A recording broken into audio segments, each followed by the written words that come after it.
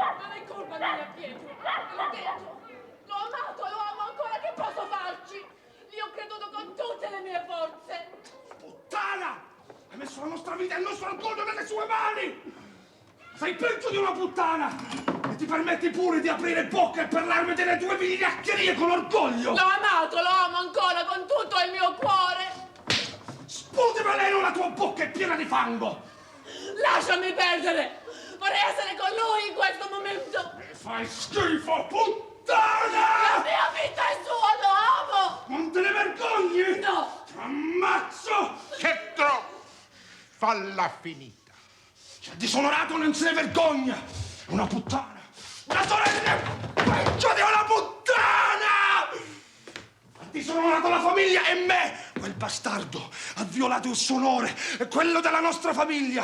E se non fai niente, ci penserò io a portare a termine la vendetta dei Venucci! Puttana! No!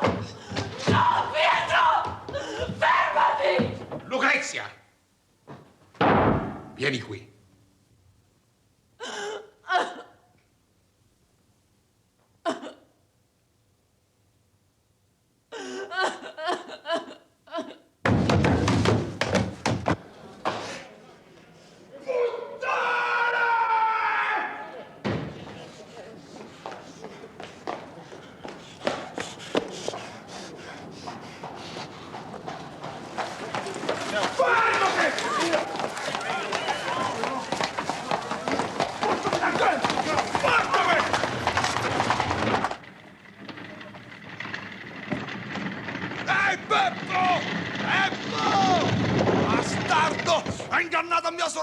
Hai fatto di mia sorella una puttana! Hai calpestato il suo onore e quella della nostra famiglia!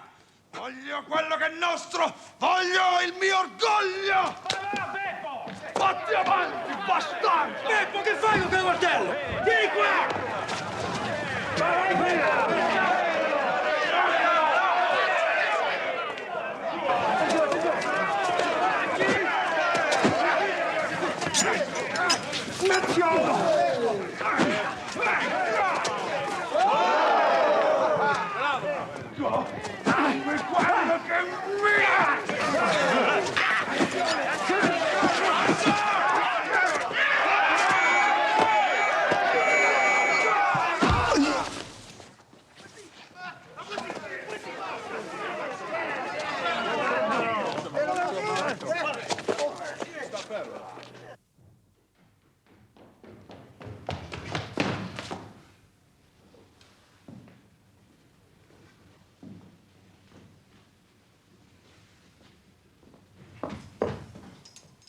What are you doing down there, Beppo? Bastardo! Traditore! La pagherai cara!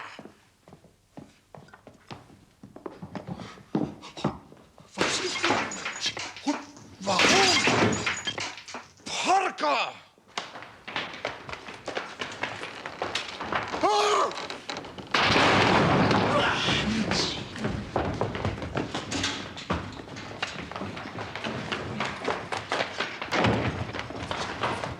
Stand back!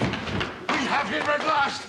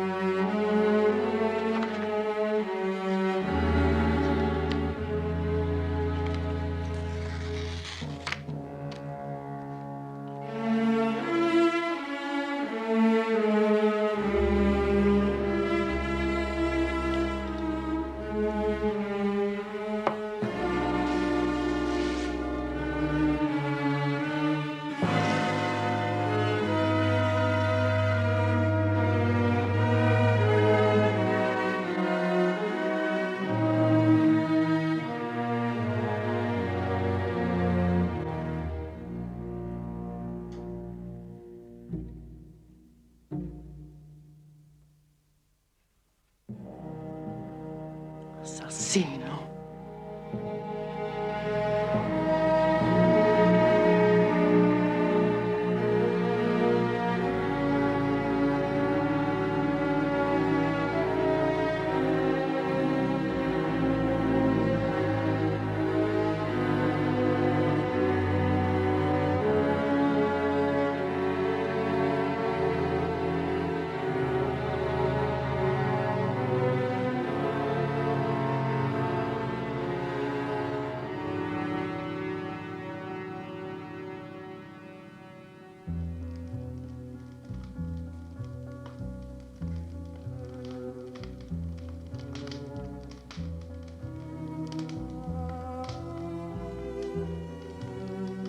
Anything remarkable on hand, Lastrade?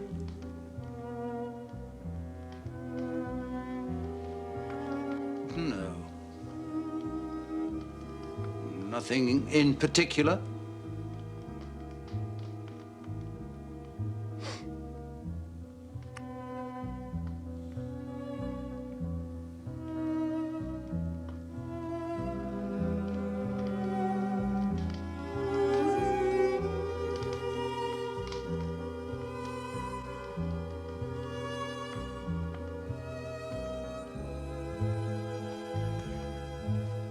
Then tell us about it.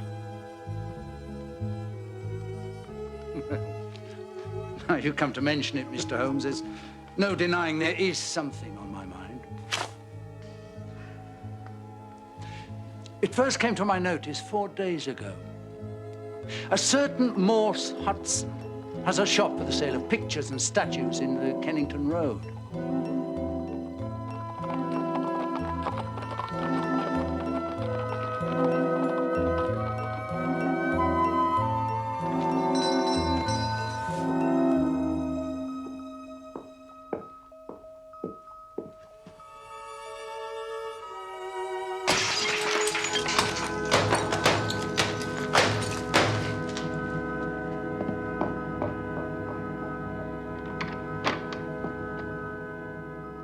But what happened last night was more serious and also more singular.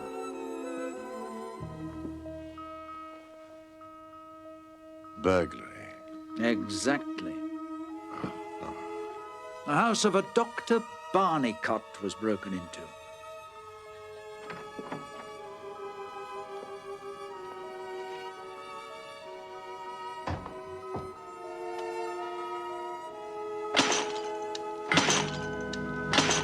Now, this bust was one of a pair purchased from Morse Hudson by Dr. Barnicott.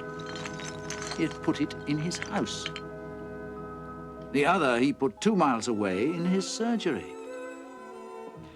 Later that same night,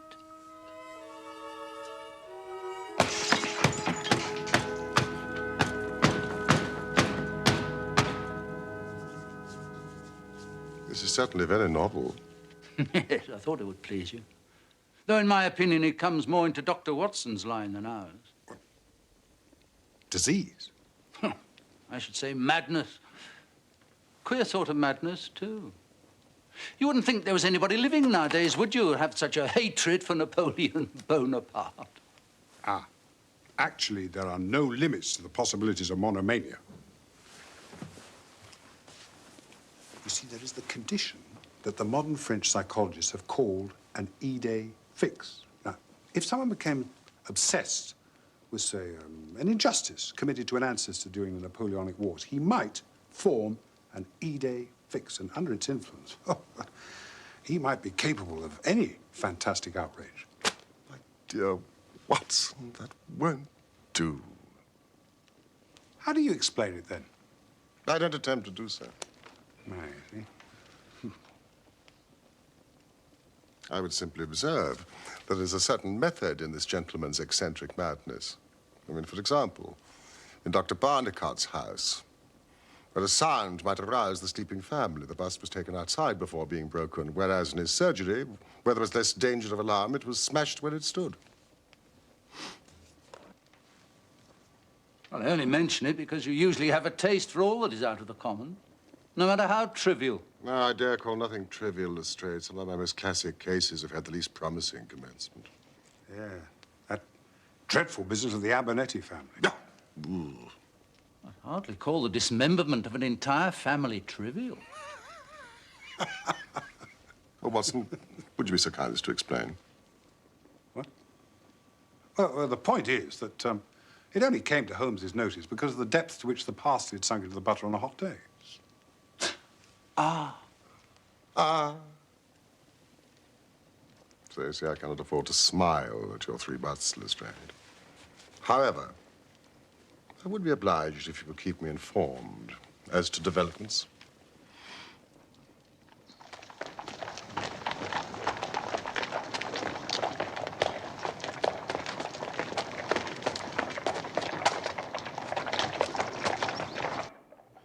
Listen to this, Holmes. Come instantly. 131 Pitt Street, Kensington, Lastrade.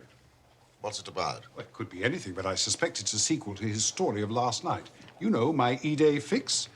Finish your coffee. There's a cab at the door. 2 minutes.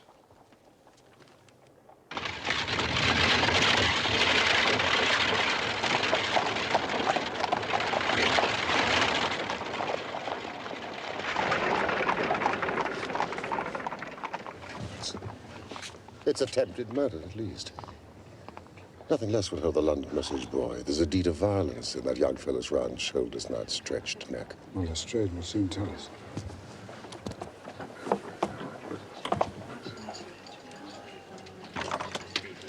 Look at this, Watson.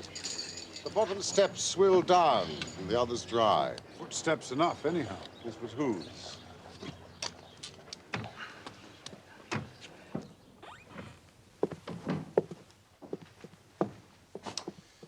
It's the Napoleon bust business again, gentlemen. They smashed another.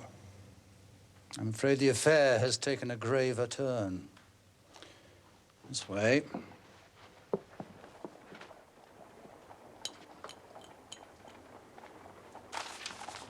Mr. Harker, allow me to present Mr. Sherlock Holmes and Dr. Watson. Mr. Horace Harker of the Central Press Syndicate. Good of you to come, gentlemen.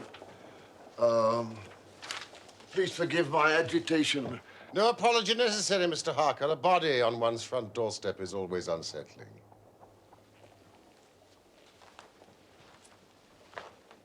You've told him, then? Not a word.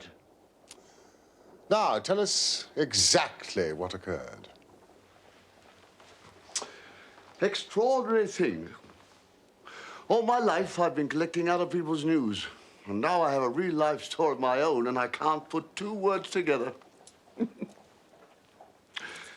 If I had been a journalist and walked in through that door, I would have interviewed myself and had 2 columns in every London newspaper. And here I am, giving away valuable copy by telling my story over and over again to a string of different people. However, I've heard of your name, Mr. Sherlock Holmes. So if you could explain this queer business, I'd be more than paid for my trouble in telling you my story.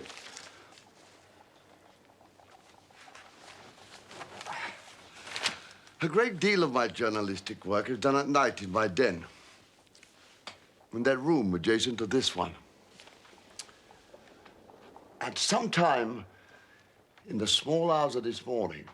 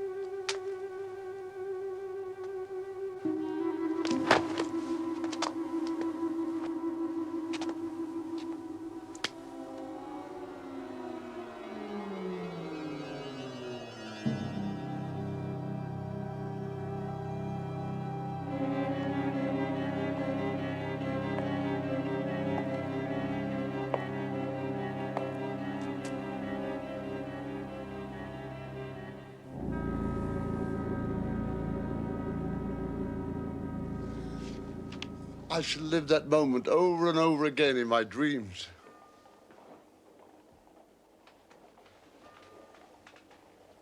Do we know who the murdered man was? Not yet. But you can see the body at the mortuary if you wish. Where did you purchase your bust, Mr. Harker?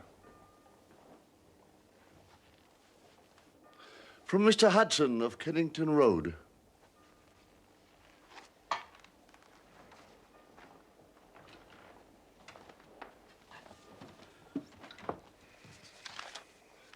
Do we know what became of it? The officer at the door tells me it's been found in the front garden of an empty house in Camden House Road. I was just going around to see it. Will you come? In a moment, Lastrade.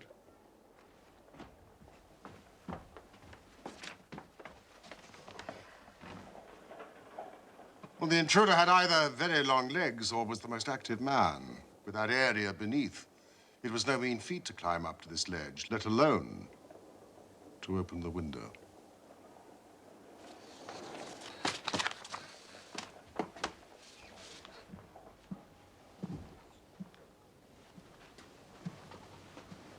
Mr. Harker, will you come with us to see the remains of your bust? I must make something of it, although I've no doubt that every newspaper in London will be on the street with a full and detailed account. Just my luck. Do you remember when the stand fell down at the Doncaster races? I was the only journalist in that stand, and my journal was the only one that didn't have a published account because I was too shaken to write a word. Now, I should be too late with a murder on my own doorstep.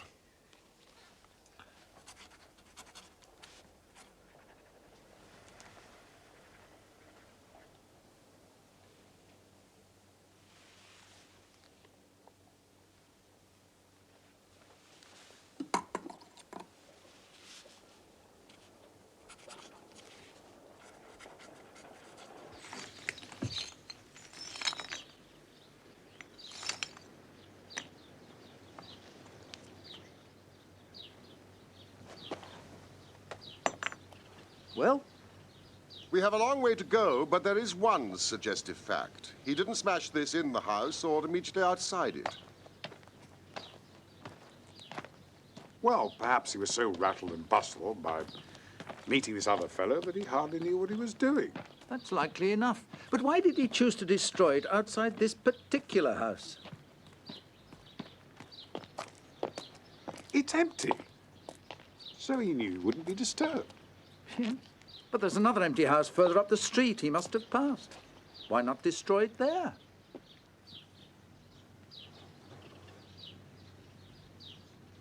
The lamp! By Jove, you're right. What are we to make of that? Holmes? Remember it. Docket it. We may come on something later which will bear upon it. Meanwhile, before we go our separate ways, I suggest we make one last concerted visit. Where to? The morgue.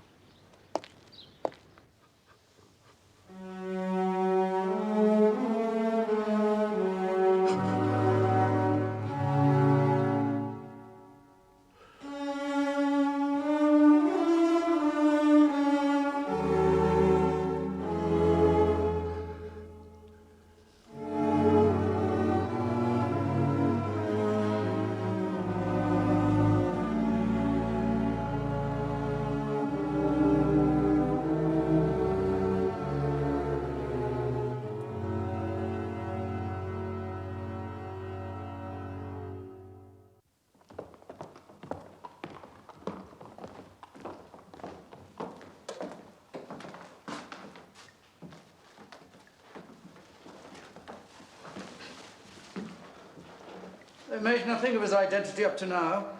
He was poorly dressed, but doesn't seem to have been a labourer. Well, whoever's responsible did a nasty job on the fellow's throat. Oh, that was a murder weapon.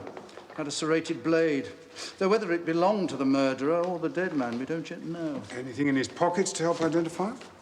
Precious little. If it might interest you, Mr. Holmes. Forgive me, Lastrade, I was just contemplating the one mystery that not even I can solve. Death itself. Pray continue. As you can see, he carried very little. An apple, some string, a shilling map of London, and a photograph. Oh, part of one, it's torn. Look. Ugly-looking devil. Positively simian. What steps do you propose next, Lastrade? Well, the most practical way of getting at it, in my opinion, is to identify the dead man. Once we know who he is and who his associates are, we should have a good start in learning who killed him on the doorstep of Mr. Horace Harker. Don't you think so, Mr. Holmes? No doubt. It is not the way that I would conduct the case. Oh, what would you do? No, don't let me influence you, Lastrade. I suggest you follow your line of inquiry and I mine. Then we can compare notes and each supplement the other. But if you are returning to Pitt Street, I would be grateful if you would tell Mr. Harker that I have quite made up my mind in this matter. I'm certain that it was a dangerous and homicidal lunatic with Napoleonic delusions at his house last night. It will help him with this article. You don't seriously believe that, Holmes? Don't I? Well, perhaps not. I'm sure it will please Mr. Horace Harker and the subscribers to the Central Press Agency. I would be grateful, Lastrade, if you could make it convenient to come round to Baker Street at 6 o'clock this evening. Until then, I would like to keep this photograph found in the dead man's pocket. Oh, Mr. Holmes, that might be a vital clue. Not just it is, otherwise it's of no interest to me. Good luck, Lastrade.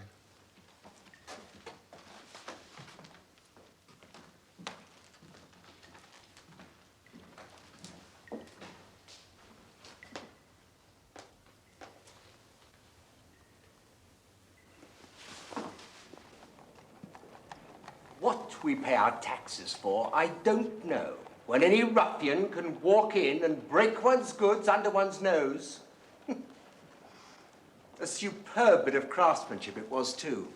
Taken from a marble copy of the Emperor's head by Divine. Are you familiar, by any chance, with that great artiste? Yes, indeed. Speaking of familiarity, do you recognize the man in this photograph? Man in the photograph? Ah, yes, indeed I do, Mr. Holmes. The name's Beppo. Beppo? Yes, he was a sort of Italian piecework man who made himself useful here in the shop. Oh, he could carve a bit and frame and gild. I took him on about 10 days ago, but he only stayed a week and then just disappeared. Didn't even collect his wages. Perhaps he was responsible for the breakages. Responsible for the breakages? Responsible for the breakages? My dear sir, this is an international conspiracy. A nihilist plot. Red Republicans, I call them. Yes, no one but an anarchist would go about breaking statues. Did they break every one that you sold? Break every one I sold? Well, hardly that. Just the 2 bought by a local doctor and the 1 left here in my shop. If anything happened to the other 3, I know nothing of it. 3? So there were 6 to begin with? 6 to begin with? Yes, yes, a batch of 6. I ordered them especially from Gelder and Company of Stepney. They do excellent molding work. Do you happen to know the names and addresses of the other customers? My ledgers, Mr. Holmes, are confidential. Mr. Hudson, if your theory is correct, oughtn't we to warn these people of this most dangerous plot? And who better to do that than Mr. Sherlock Holmes? Mr. Sherlock Holmes? Yes, quite right, sir. Yes, the country slumbers, but we shall remain vigilant. Follow me, sir.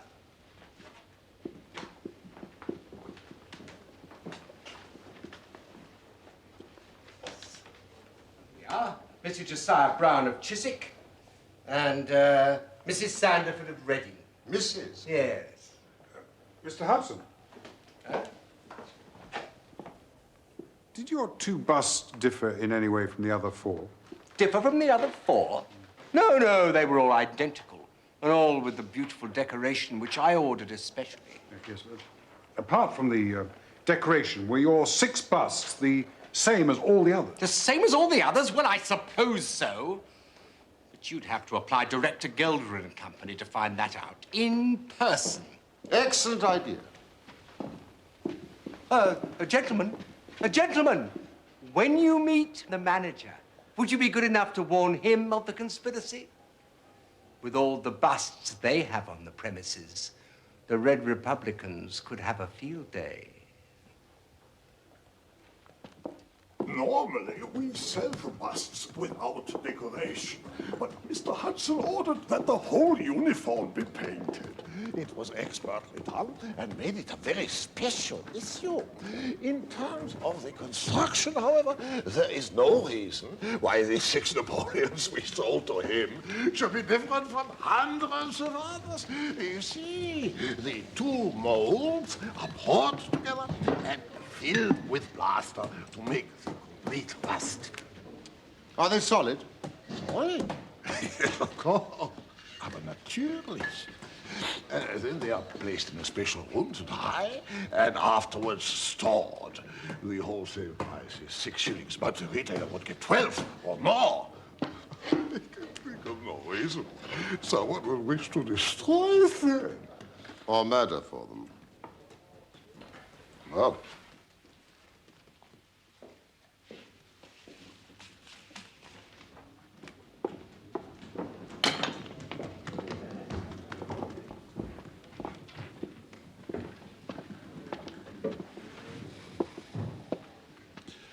So,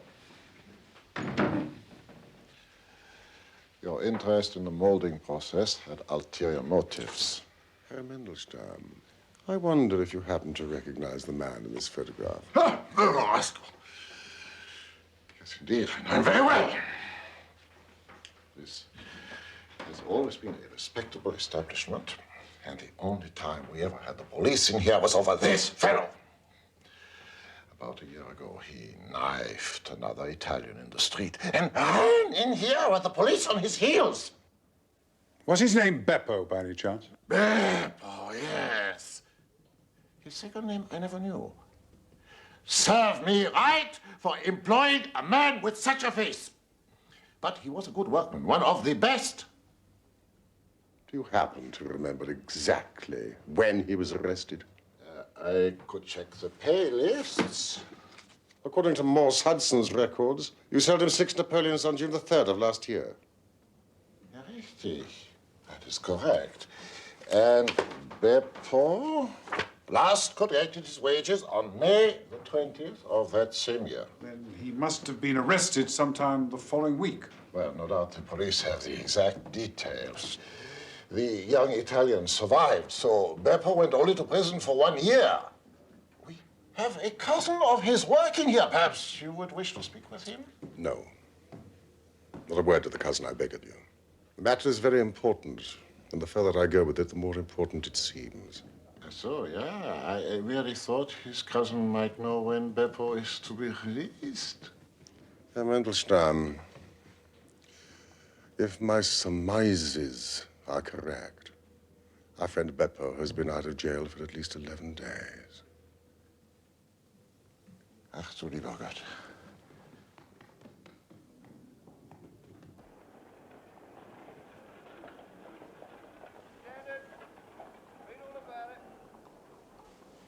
Hey! Watson, Harker has baited the trap for us. What do you mean? The press is a very valuable institution if one knows how to use it. Read all about it. Stand it. Very cunning, Holmes. Thank you, Watson.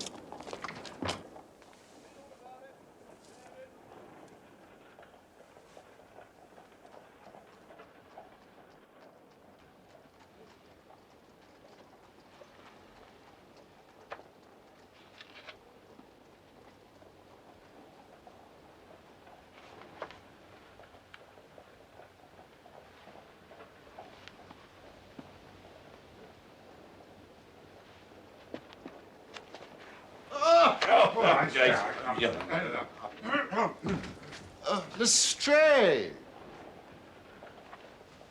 Mr. Holmes? Doctor? Please, sit down. Oh. Thank you. Well,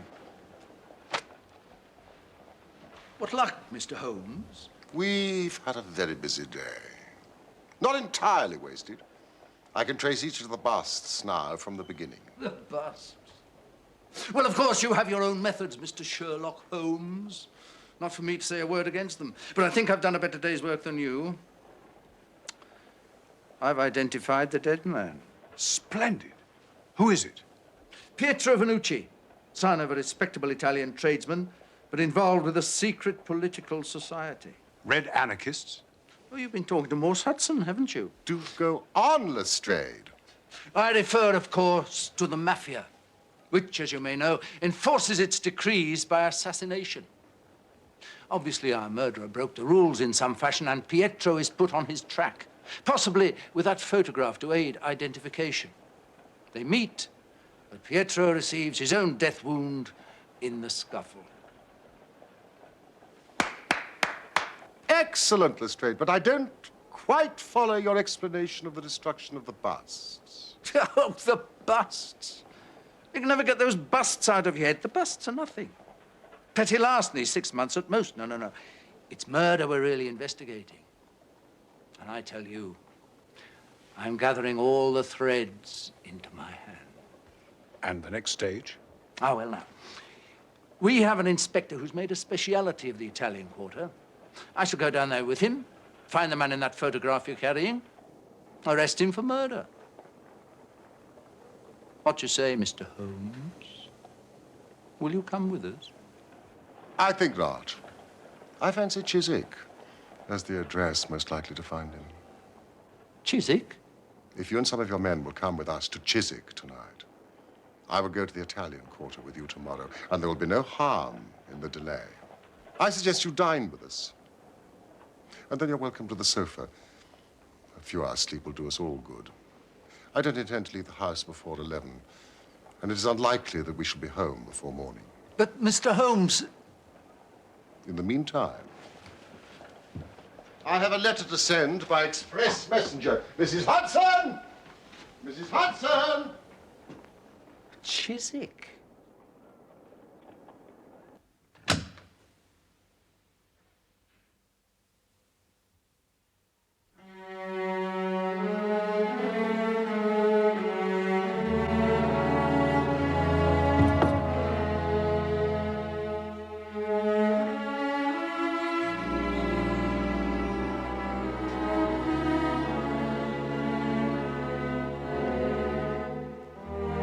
No!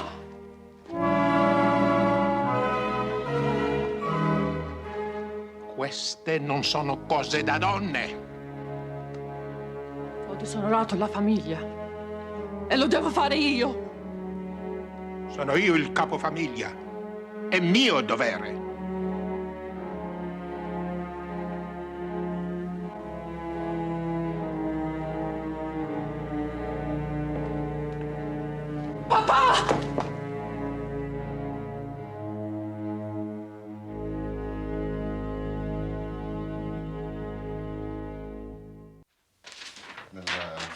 Milan.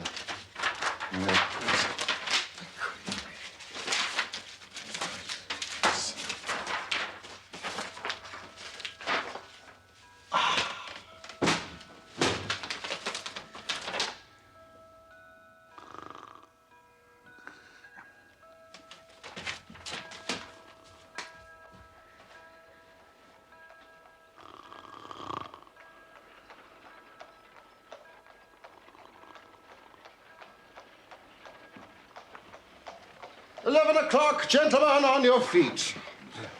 Come along, Lestrade. Watson, I think you've been over-generous with the port. You've been frugal enough with your information. That will be our four-wheeler. Don't forget the revolver, Watson, and bring the rugs.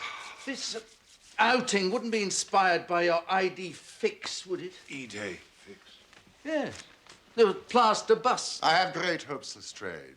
In fact, the betting is exactly 2 to 1, that if you come with us tonight, you'll have the murderer in custody before the sun rises. I'm not a betting man, Mr. Holmes. Then you have nothing to lose by, do you? Except a good night's sleep.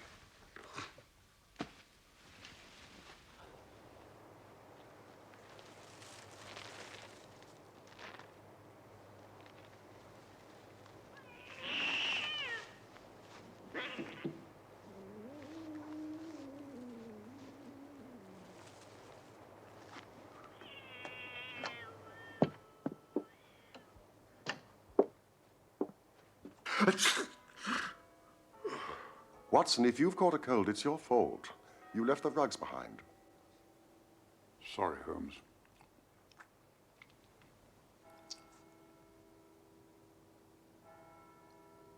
Is that 2 o'clock?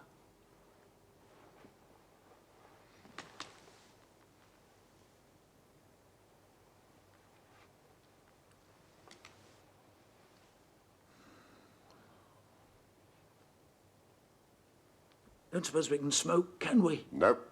No, thought as much. Are your men in position? Oh, yes.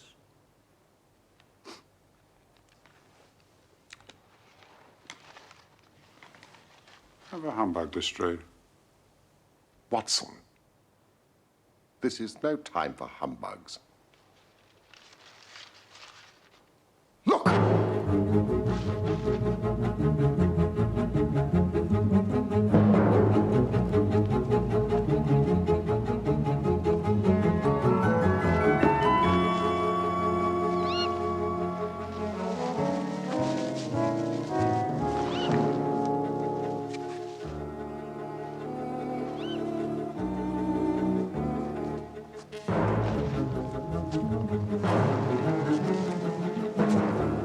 Is that who you're expecting?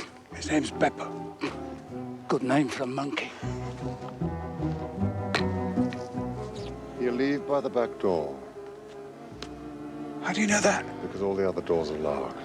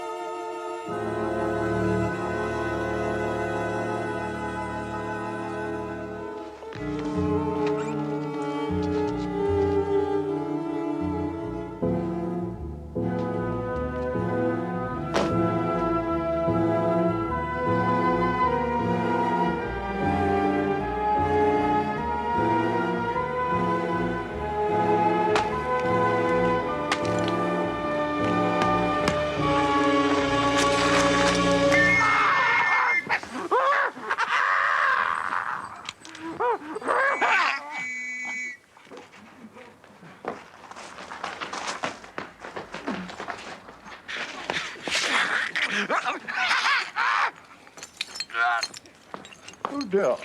It's smashed. Mr. Josiah Brown, I presume? Yes, sir. And you no doubt are Mr. Sherlock Holmes.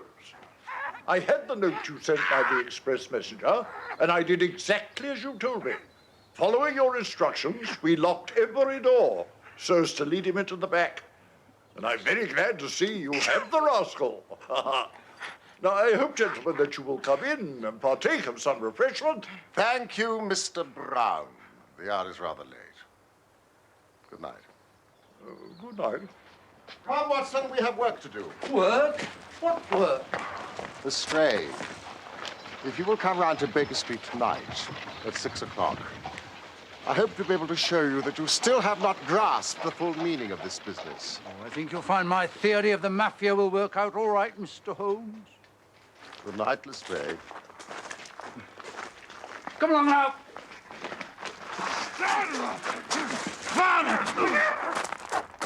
Baker Street, please.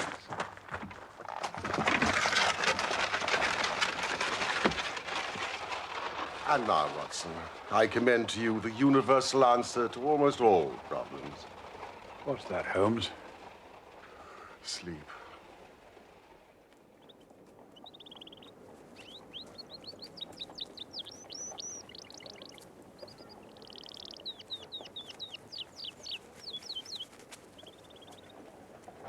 Buongiorno.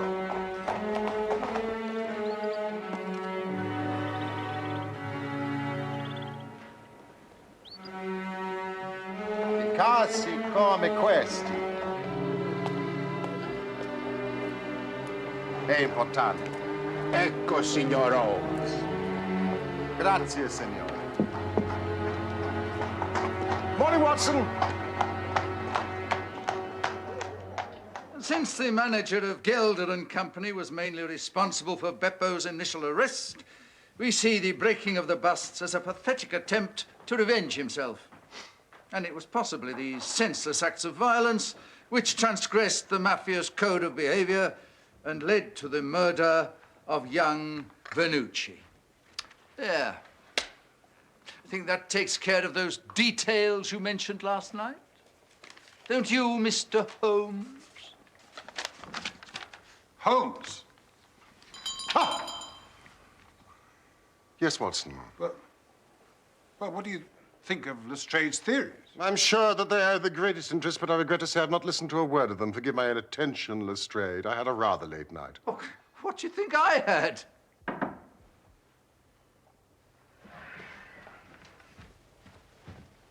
Come in. Is Mr. Sherlock Holmes here? Ah. I fear I am a little late, but the trains were very awkward. No matter, no matter. Have you brought the item? Well, these are my friends and colleagues, Dr. Watson and Inspector Lastrade of Scotland Yard. You may speak freely in front of them. Gentlemen, you said in your telegram that Mr. Hudson had given you my address. Mr. Sandiford of Reading. The same, sir. How do you do? It's those busts again. Correct, Lastrade. Did he also tell you just how much my wife paid for it? No, he did not.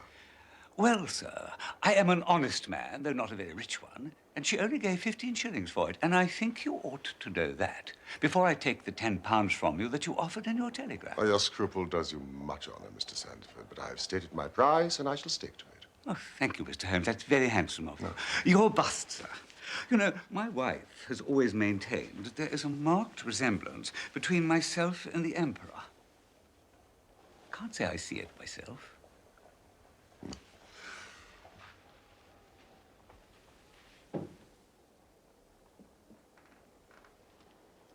Sixth Napoleon.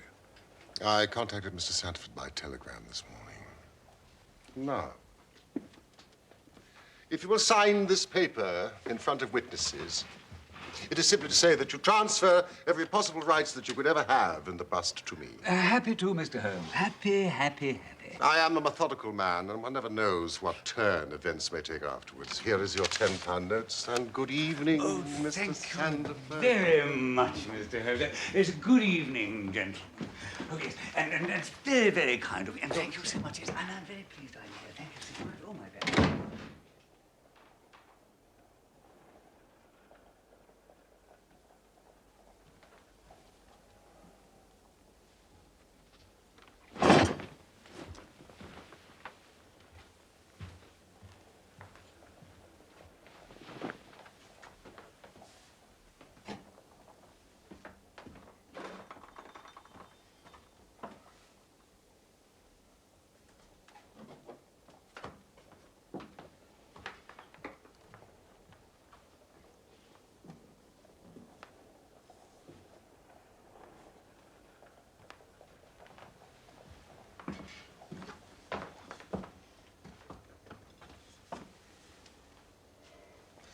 Now, gentlemen, if you would give me your undivided attention.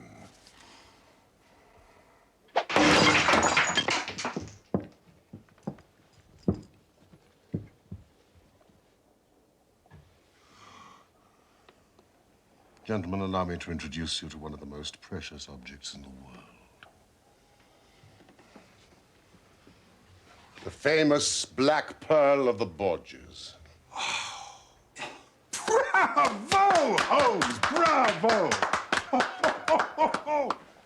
Oh, your leisure de main rivals that of Maskelyne himself. Oh, this surpasses it. Borgia pearl's been missing since it disappeared from the Prince of Colonna's bedroom in the Dacre Hotel over a year ago. As you may remember, Lastrade, I was consulted upon the case at the time.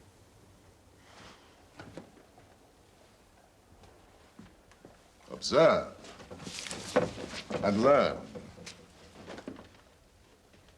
The moment the name Venucci surfaced in this case, I immediately became intrigued. The Princess of Colonna's maid, for some time, had been one Lucrezia Venucci. Suspicion fell on her, and it was proved that she had a brother in London, but we failed to trace any connection between them. Beppo was the connection. He had been courting Lucrezia Venucci for some time. Where did you get that? Papa Venucci. Oh, I see. When the Venucci family planned to steal the Black Pearl, they used Beppo as a go-between for Lucrezia and her brother. Beppo gleaned enough information to execute the robbery himself and make off with the pearl. Pietro Venucci, the brother, caught up with him outside Gelder's workshop. Beppo stabbed him. He then fled into the warehouse and took refuge in the drawing room. He knew he only had moments in which to conceal the pearl, which would otherwise be found on him when he was searched. Among all the plaster casts drying that day, he made for a batch of 6 that had been earmarked for Morse Hudson, and the base of one of them was still soft.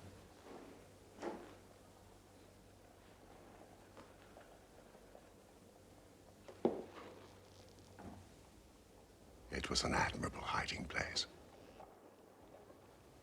As soon as Beppo got out of prison, he managed to find employment with Mr. Morse Hudson and set about tracking the 6 Napoleons down. He found and destroyed 3 of them. But the night he located Harker's, Pietro Venucci, intent on vengeance, accosted him, and this time, Beppo slit his throat. With only 2 busts left, it was likely he would try the London one first. Hence our visit to Chiswick. Exactly, Watson. That left only the Reading bust. I bought it in your presence from the owner. And there it lies.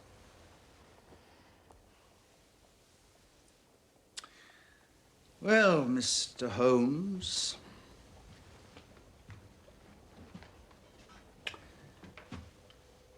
I've seen you handle a good many cases in my time, but I don't know that I ever knew a more workmanlike one than this.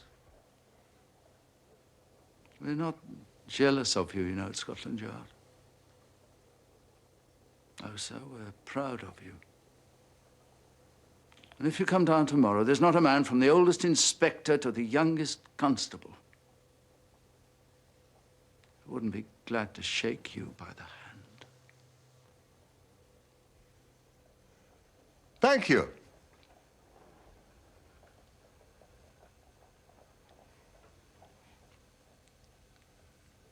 Thank you.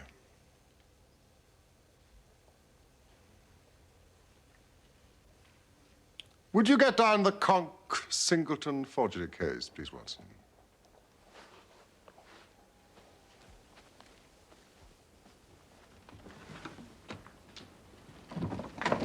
Goodbye, Lastrade. And if a little problem comes your way, I shall be happy if I can to give you a hint or 2 as to its solution.